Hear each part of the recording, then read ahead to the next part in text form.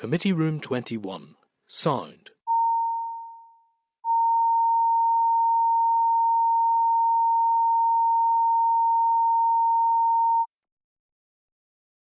Committee Room 21. Sound.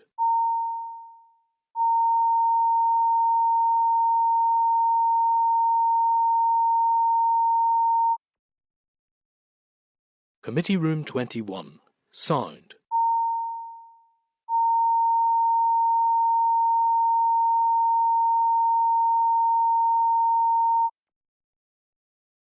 Committee Room 21. Sound.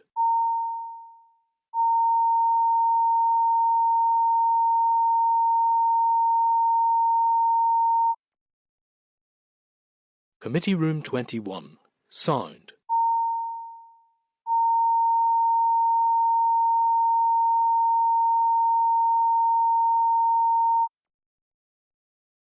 Committee Room 21. Sound.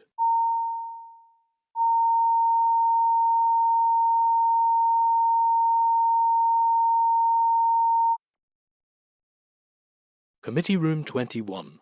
Sound.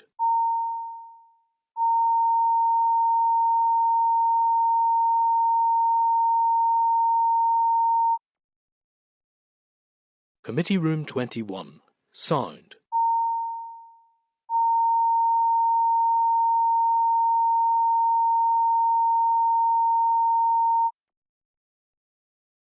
Committee Room 21. Sound.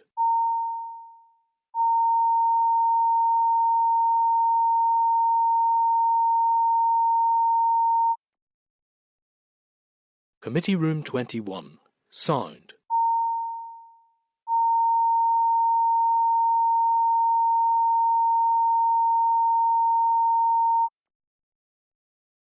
Committee Room 21. Sound.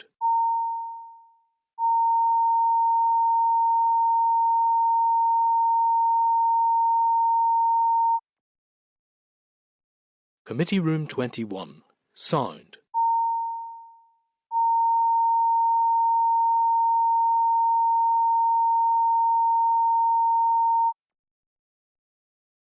Committee Room 21. Sound.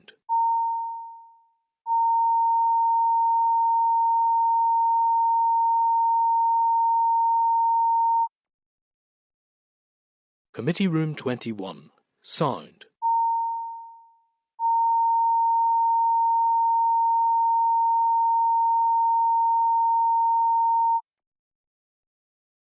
Committee Room 21. Sound. Committee Room 21. Sound.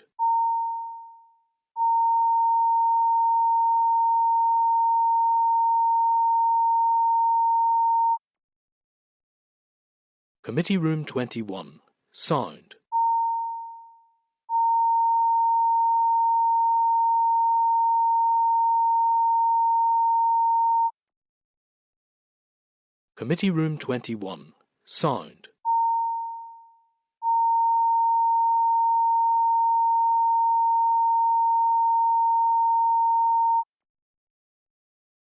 Committee Room 21.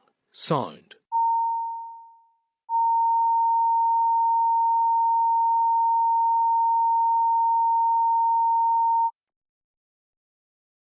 Committee Room 21. Sound.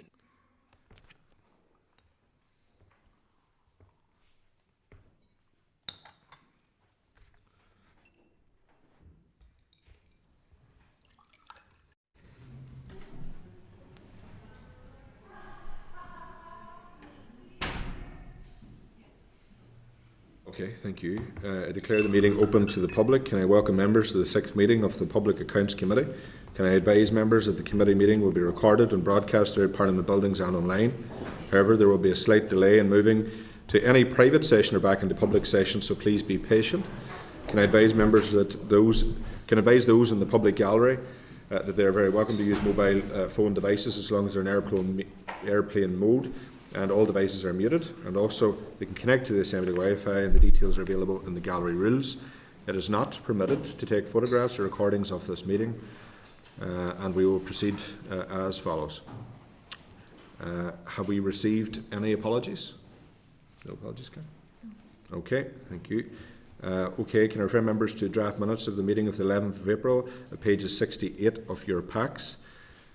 And can I seek agreement from members on the minutes?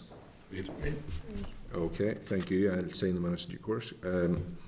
Can I advise members that there are no matters arising? And I have no chairperson's business. Can I ask members if they have any relevant declaration of interest to make? All content? Padraig, you're okay? Yes? Okay. Yeah, I was just trying to come on there. Sorry, can you hear me okay? Yes. Yeah, no, it was just to declare that I chair the all-party mental health group. Thank you for that declaration. Appreciate it. Okay, members, correspondence. Can I refer you to pages 16 of the meeting pack? There's correspondence dated the 12th of April from the Committee for Agriculture, Environment and Rural Affairs regarding the Northern Ireland Audit Office report on water quality in Northern Ireland's rivers and lakes. The Clerk has responded on behalf of the Committee to advise that this report has been held pending a decision on future Public Account Committee inquiries until such times the PAC continues to retain primacy of this report. Members, are you content to note this correspondence and update the Committee for Agriculture, Environment and Rural Affairs in due course? Content. Okay, can I refer members to page 17 to 19 of the meeting pack? There's correspondence dated the 15th of April from a member of the public regarding the Northern Ireland Audit Office, the Northern Ireland Audit Office audit of the Northern Ireland University sector. Members, are you content to note this correspondence? Thank you. Okay, members, we will go ahead. Inquiry on Mental Health Services in Northern Ireland, preparation session. Can I welcome to this meeting today Ms Dorina Carville, Controller and Auditor General for Northern Ireland, Ms Colette Kane, Director for the Northern Ireland Audit Office, Mr Roger McCants, Audit Manager, Northern Ireland Audit Office, Mr Kyle Bingham, Assembly Support Officer for the Northern Ireland Audit Office, Mr Damien Printer, Senior Auditor for the Northern Ireland Audit Office, and Ms Nikita White, Auditor for the Northern Ireland Audit Office. Can I advise members that the Committee's first inquiry is mental health services in Northern Ireland? This is an important area. Members have stated very clearly their keen interest in this area, and something we're very conscious of as constituency MLAs and representatives, and I have no doubt that this inquiry will be directly in the public interest and very important as well. Can I remind members that on the 25th of April at 2 o'clock in room 21, the committee will be holding an evidence session. Sorry, that's a mistake. My apologies. An evidence session with Peter May, Permanent Secretary for the Department of Health, and we look forward to hearing from the Permanent Secretary on this all-important issue, and he will start off our inquiry evidence sessions very well. And also Dr. Petra Kaur, Director of Mental Health, Learning Disability and Community Wellbeing Services, and Mr. Peter Toogood, Deputy Secretary for the Social Care and Public Health Group, and Mr. Brendan Whittle, Director of Community Care. Can I refer members to the relevant papers relating to this agenda item? The Northern Ireland Audit Office brief on pages 22 to 30 of your pack, the Northern Ireland Report on Mental Health Services in Northern Ireland from pages 31, which is of your table papers, which is restricted, and also witness biographies at page 92, preparation questions that may be helpful to assist members through the inquiry, pages 5 to 10 of the table of papers for the evidence session on the 25th of April, and preparation questions for pages 11 to 12, which may be of assistance today. Members, we will now move into closed session.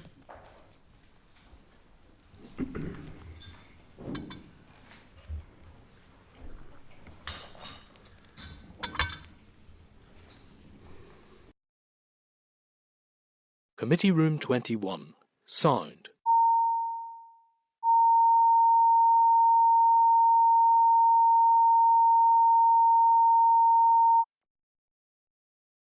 Committee Room 21.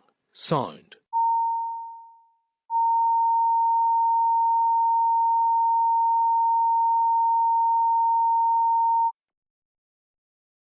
Committee Room 21. Sound.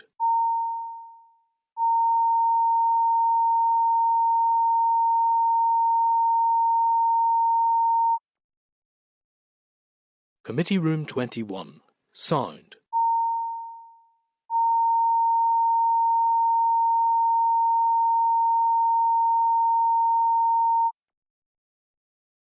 Committee Room 21.